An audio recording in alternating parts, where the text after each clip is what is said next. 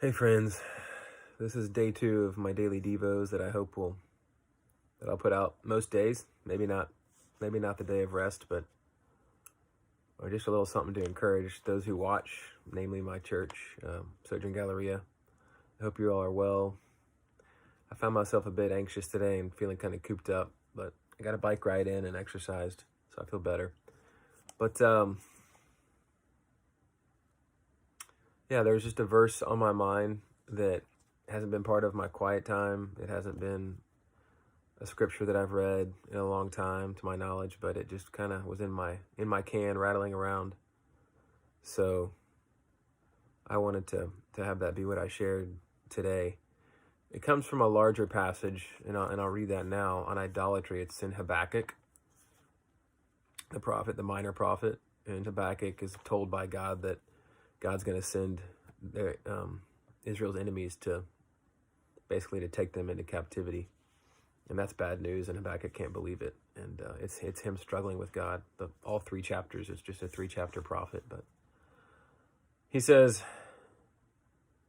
kind of at the end of his struggle, before his beautiful prayer in chapter 3, he says, "What profit is an idol when its maker has shaped it, a metal image, a teacher of lies? For its maker trusts in his own creation when he makes speechless idols. Woe to him who says to a wooden thing, awake, to a silent stone, arise. Can this teach? Behold, it is overlaid with gold and silver, and there is no breath at all in it." And I think that's just especially pertinent right now. We all have idols. We all have things that our hands have made that can't save us, that we look to save us, even if they're not, even if money, your bank account, your 401k, your job, your spouse, your kids, on and on it goes, isn't you wouldn't admit it as an idol. It's a functional idol. I think that's a Keller phrase, Tim Keller phrase. If it's what you look to in times of crisis, if it's what you lean on, if it's what you look to save you, if it's a good thing that you've made an ultimate thing. So what is that for you? What is that for me? And right now, the idols are rising to the surface as people panic, and idols are being smashed and destroyed. And for those that have created things as their gods, they've tied their life source to those things, and when those things fail them, they'll be devastated. So it's a time for self-awareness and asking ourselves these questions: what's my idol? But it's also a time to be good neighbors and to look around to wait for people to go through these crises and to meet them with the hope of the gospel. But Habakkuk talks about all these idols, and when they just fill our lives and our heads and our world with noise. And I think that's what's happening right now, is that the world is just full of noise because it's in an uproar because of all these idols that we've leaned on that are crumbling. And this is the verse. None of that is the verse. This is the verse that was in my head, my heart this morning. He talks about those idols, and then he compares them by contrast. He uses a contrastive but in this verse. But the Lord is in his holy temple. So all those idols, they can't speak, and yet they make so much noise in our lives and in our world. By contrast, but the Lord is in his holy temple. Let all the earth keep silence before him. And that's what I need. And that's, in a sense, the proper response. There's a response of adoration, mouths full of praise, dancing, instruments. But there's also a response of praise that is simply a reverent and holy silence, in knowing this, that there's but one God, and he is on his throne in heaven. There's tumult down here. Things are falling apart. There are question marks. There's fear. But the Lord is in his holy temple. Let all the earth keep silent before him. So I want to just encourage you during this time of tumult to keep silence before the Lord, knowing that he reigns and he loves you. He's proven that through Christ, his son. So there's a sense in which all things are as they should be. All things will be as they should be, and all things are as he wants them to be now. And he will bring all good things to pass in his time and his way. And this is part of that. And we can take confidence in that, and we can pray and look for opportunities to be part of his good plan. So Lord, would you bring silence to our hearts and to our world as we fall down on our faces before you. I want to also just take this time at the end of this word here to promo a book, push a book on you. It's a new book that was written by my mentor the past few months, and this is really this is the roots of his life.